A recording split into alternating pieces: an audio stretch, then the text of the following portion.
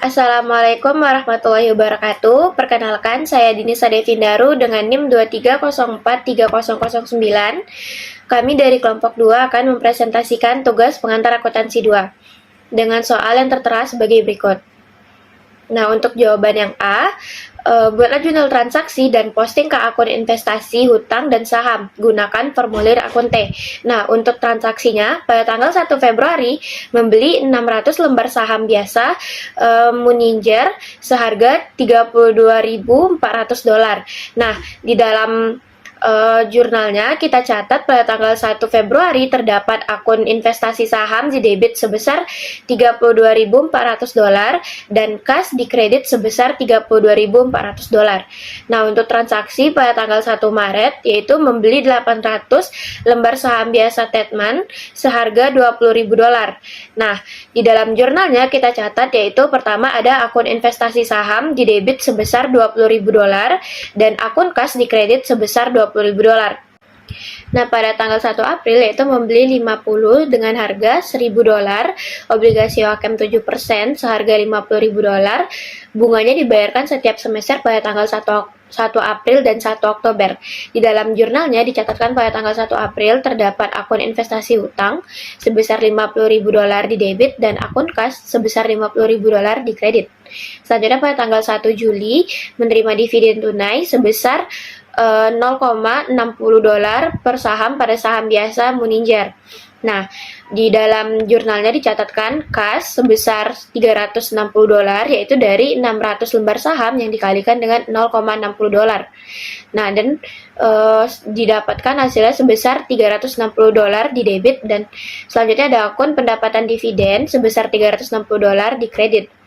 Selanjutnya pada tanggal 1 Agustus menjual 200 lembar saham biasa Muninger dengan harga $58 per lembar.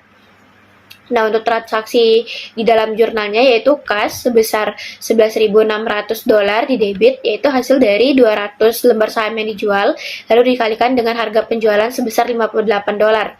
Nah, selanjutnya ada akun investasi saham sebesar $10.800 di kredit, yaitu hasil dari total pembelian saham yang di awalnya $32.400 lalu dibagikan dengan 600 dan dikalikan dengan 200, sehingga kita dapatkan hasilnya di kredit sebesar $10.800. Nah, selanjutnya ada akun keuntungan penjualan sebesar 800 di kredit, yaitu hasil dari kas dan investasi saham yang dikurangkan, sehingga kita dapatkan hasil sebesar $800. Selanjutnya transaksi pada tanggal 1 September yaitu menerima dividen tunai sebesar 1 per saham pada saham biasa Tetman. Nah, terdapat akun kas yaitu sebesar 800 di debit, yaitu hasil dari 800 dikalikan dengan $1. Selanjutnya ada akun pendapatan dividen sebesar $800 di kredit. Selanjutnya, transaksi pada tanggal 1 Oktober yaitu menerima bunga tengah tahunan atas obligasi Wacom. Di dalam jurnal terdapat akun kas sebesar $1.750 di debit dengan hasil dari $50.000 dikalikan dengan 7% dikalikan dengan setengah. Selanjutnya terdapat akun pendapatan bunga di kredit sebesar $1.750. Nah, selanjutnya yaitu pada tanggal 1 Oktober menjual obligasi Wacom seharga $49.000. Nah, di dalam jurnal terdapat akun kas yaitu sebesar $49.000 di debit. Selanjutnya ada akun kerugian penjualan investasi utang sebesar $1.000 di debit. Nah, kerugian ini kita dapatkan dari pembelian yang pada awalnya $50.000 dikurangi dengan penjualan $49.000. Nah, selanjutnya ada akun investasi utang sebesar $50.000 di kredit. Baiklah, kita masuk ke akun T. Yang pertama ada investasi utang. Investasi utang pada tanggal 1 April sebesar $50.000 di debit dan pada tanggal 1 Oktober sebesar $50.000 di kredit. Sehingga pada akhir tahun hasil dari investasi utangnya yaitu sebesar 0. Selanjutnya ada investasi saham. Pada tanggal 1 Februari sebesar $32.400 di debit. Selanjutnya pada tanggal 1 Maret sebesar $20.000 di debit dan pada tanggal 1 Agustus sebesar $10.800 di kredit. Sehingga pada akhir tahun pada tanggal 31 Desember kita dapatkan total investasi sahamnya sebesar $41.600. Baik, soal berikutnya buatlah jurnal penyesuaian pada akhir Desember 2017 untuk melaporkan efek dari investasi pada nilai wajar ya. Semua aktivitas dianggap sebagai sekuritas yang diperdagangkan katanya. Baik, tabelnya yaitu perdagangan sekuritas pada 31 Desember 2017 yang berefek pada investasi, kemudian ada biaya, ada nilai wajar, dan ada kerugian atau keuntungan yang belum terrealisasikan. Pada investasi yaitu ada saham biasa Moninger yang biayanya 32.400 ditambah 600 dikali 400 dikurang 21.600, kan nilai wajarnya 400 kali 555 dikurang 22.000, dan kerugian yang belum terrealisasikan yaitu 400.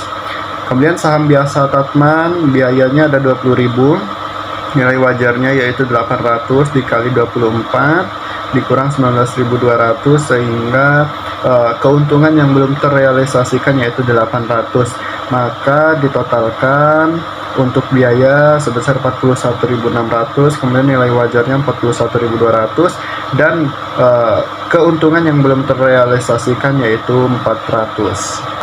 Baik, kemudian untuk jurnal penyesuaiannya yaitu pada 31 Desember akunnya ada kerugian yang belum direalisasikan, yaitu pendapatan di debit sebesar 400 dan perdagangan penyesuaian nilai wajar. Ini untuk mencatat kerugian yang belum direalisasikan, dan surat berharga yang diperdagangkan itu dikredit sebesar 400. Selanjutnya yang C, tunjukkan penyajian neraca efek investasi per tanggal 31 Desember 2017. Nah, di sini terdapat akun neraca yang berisi aset lancar. Aset lancarnya di sini adalah investasi jangka pendek pada nilai wajar. Investasi jangka pendek pada nilai wajar ini didapatkan dari total akun investasi saham per tanggal 31 Desember 2017 yang didapatkan dari akun T yang berjumlah $41.200.